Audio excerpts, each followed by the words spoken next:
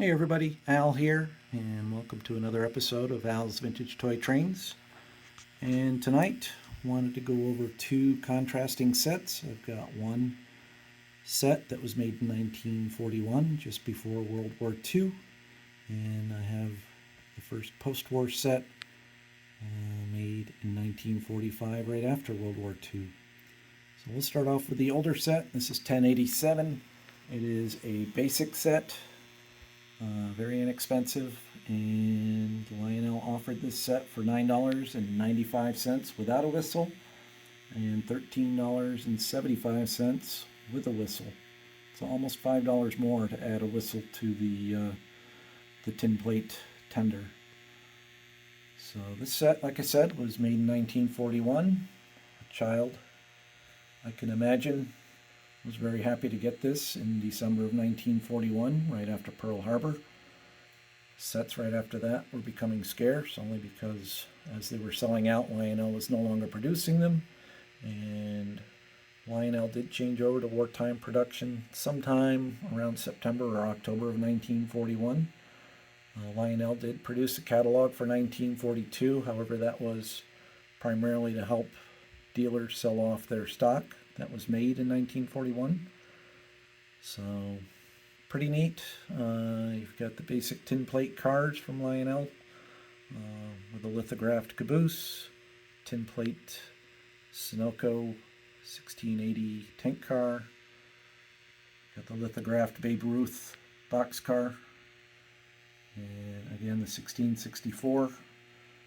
It was an 027 set, has the pickup shoes, the slide shoes, and I have it locked forward because the 027 sets with those slide shoes have a tendency to disconnect or move the E unit forward as it goes over switches.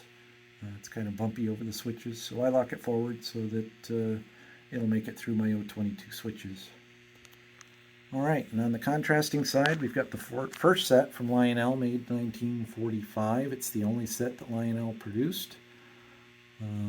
After World War II ended, Lionel quickly tried to put together a set to include this 224 engine and tender, carryover from the pre-war era.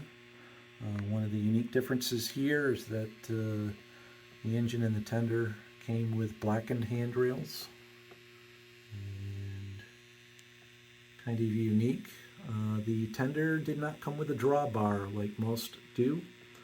In this case, there's a punched hole in the frame of the tender, and then the latch from the engine actually connects into that oval hole within the frame. So, kind of unique for 1945. We've got the Pennsylvania Automobile double-door boxcar.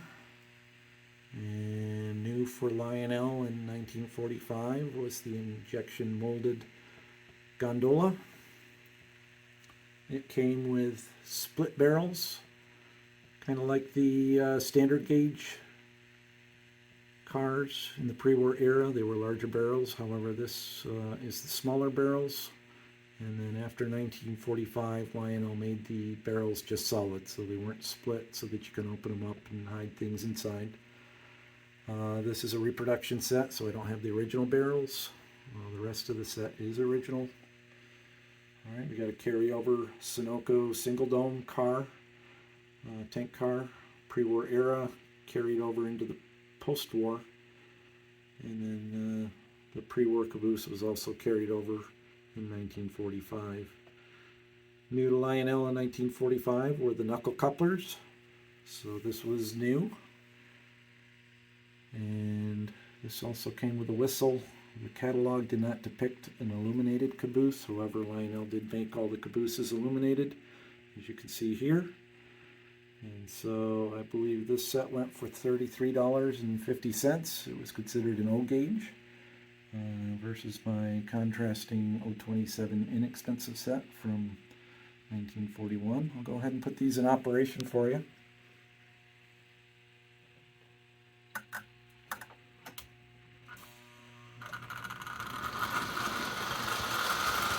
There's the 463W, 1945.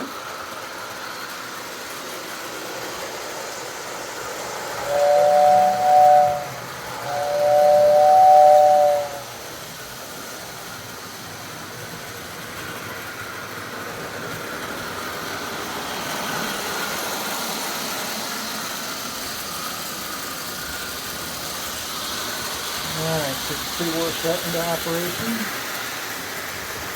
And a little slow. They kick off too quick, but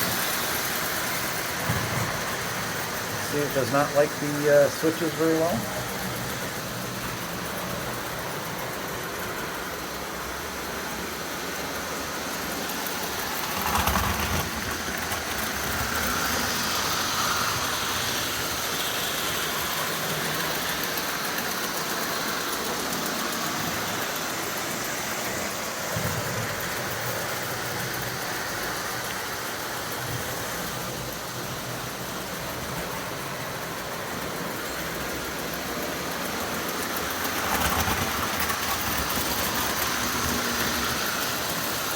We've also got a pre-war 228 switcher.